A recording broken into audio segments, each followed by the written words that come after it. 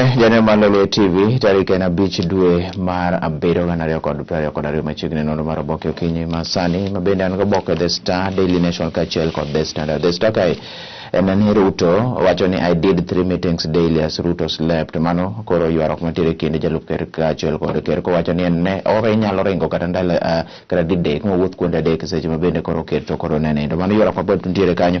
Itema okwongo bende ma Daily Nation wach mapeke ni polls battle of the IT gurus nitiere kanyo. Iwacho kanyo ni nitiere kanyo jo mochung'ne weche go mabende koro iwacho ni jochung' koro keto pachgi ahinya wach jo lony weche go mag mbui kachiel to kod Paul Karwas big impact at The Standard. Kachako gi The Star ka en ni koro Ruto did 3 meetings daily as Ruto slept. Iboneno kanyo Nairobi race Titans as Ruto catches up with Raila. Nitiere Johnson Sakaja kachiel kod Polycarp Igathe mabende koro iwacho ni piem ahinya mateka ahinya. Itema iye iwacho kanyo koro wach mabende mipek mar I did 3 campaigns meeting daily as Ruto slept ma Ruto wacho en kanyo mabende koro no lero ka seche mabende otimo campaigns meke ka oduokore kod weche go bende nitie wacho ni nowacho ni nochiegni kata pamo jatende kaluwore ni nodwa mondo koro owere kod komker kan wach ni mondo koro gino en wach ni bro somo kanyo kendo koro medo weche ge kata medo wacho weche go bende koro ker ko wacho ni notimo campaigns mang'eny moloyo ker ni mano konye bedo ker. My daughter and husband have a dementia.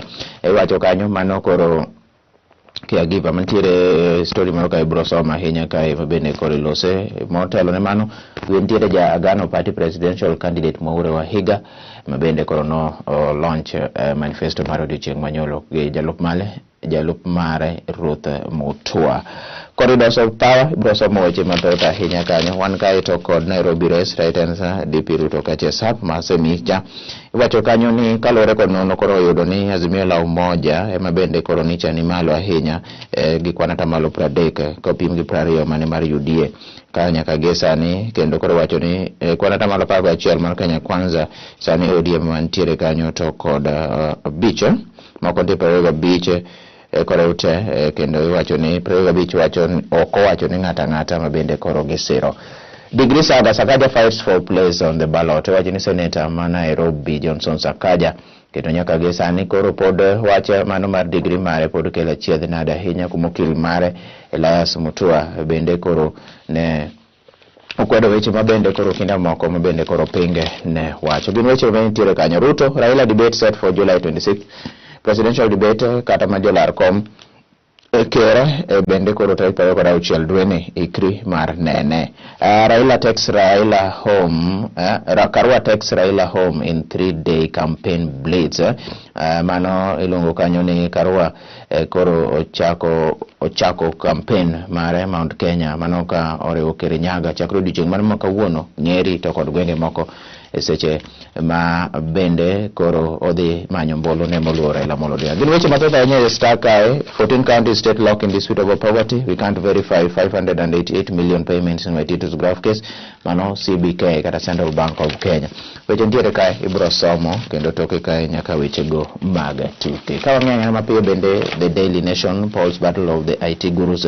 Iwacho kanyo ni ogai mar Azimio Raila Odinga gi nyawadgi William Ruto nyaka gi sani koro keto pachgi ahinya kuom jolony weche mago mag mbui to kod lony manyasani kata IT gurus mondo mi okony gi rito mbulugi. Davis Chirchir mabende en Chief Jubilee Party agent mabende koro chung' ne Uhuru Kenyatta Tallying Center en jalony kanyo ka bende George Njoroge bende Chief Executive Officer and Director mar East Africa Data Handlers mabende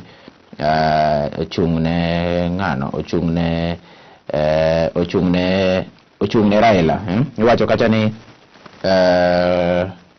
Raila nitiere kanyo to kod ng'ato bende Ruto bende nitiere kod ng'ato. We are ready for junior high private school say mani boneno kanyo migosi jogo mabende koro Charles Ochome mabende koro ochung'ne private schools association kanyo ka giwacho ni gikore ne skunde go mago mabende jo grade 6 brodonja. I made you president Ruto Town Suru. Mano wach mabende waseng'iyo kacha. Court hands Sonko a lifeline in Mombasa governor race. Iwacho kanyo ni koro wach ni mondo ket nying mondo koro kik ket nying jochung' ma gavana e Mombasa kapok ong'e wach mar Sonko. Free to suspect fear for his life. Tie chenara bende mako jalo bende koro nosetudi kod weche mag njore. I made you the president. Ruto tells Uhuru as he visits receipts, passports. Mano Ruto wacho kanyo kaka nokonyo Uhuru mondo koro oyude telo. Ibo somo kae en yuoro pod dhi nyime e weche mathoth ahinya. Respect Uhuru, Kalonzo tells Ruto. Nyiso Ruto mondo koro omi oluor Uhuru Kenyatta. Chirchir versus Njoroge, mano masenyisi kanyo. Joma bende nitiere kae, iwacho ni Davis Chirchir, Chief of Staff in the Office of the Deputy President, kaachiel kod John Njoroge, East Africa Data Handlers Managing Director. Mago joma bende koro ikidwa ni mondo dhi okonyo rito Ombulu kik lal kata matin, okay? Weche mathoth biro somo kae. Agano Manifesto pledge to deliver country from the cabal of thieves. Kanyo David Mwaure kano wacho manifesto mare no wacho ni weche mag mibadhi biro miyo pek ahinya, kendo koro jokuoge wacho ni en bilion 5 mong'ene lal, ok ariyo kaka osebedo kiwacho daily e piny mar Kenya. Wacho ni biro bedo gidwa ni mondo gibed kaka piny mabiro bedo ni koro mibadhi orumo e bwo telo mare. Azimio will take good care of you, Karua tells DP Ruto. Mano Karua kane nitiere e county mano ma Narok kendo gi Nakuru bende mano kadhe no kono jalup ni Azimio biro riti makara ahinya bang' ka koro sebodhi dala tarik 9 dwe mar 8. Sonko's reprieve in fight to contest Mombasa seat ne koro duol mar IBC bende koro no onyisi mondo koro kiket nying jochung' ma gavana Mombasa kapod wach mano mar Sonko bende koro pod imed winji, kendo koro ne en fuong'ruok ne Sonko ne mor ahinya e doho ma Mombasa. Gin weche mabiro somo kae, weche pa jondiko kaachiel kod pach josomo kaachiel to kod rules to guide running of junior high schools ready. Wach mar skunde ma bende biro bedo ba jo grade 6 ka gidonje bende nitiere. Ronaldo add new twist to his troubled future at Manchester United. Ibo somo tango matimore gi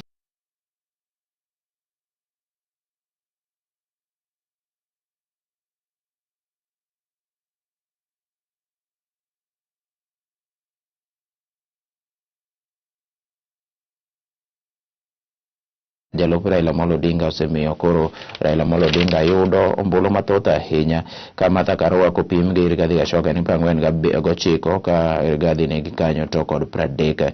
Joma kia gin kwana tamalo 21. Ibo somo gi kae The Standard, Daily Nation. Wiper now replaces Sonko in Mombasa.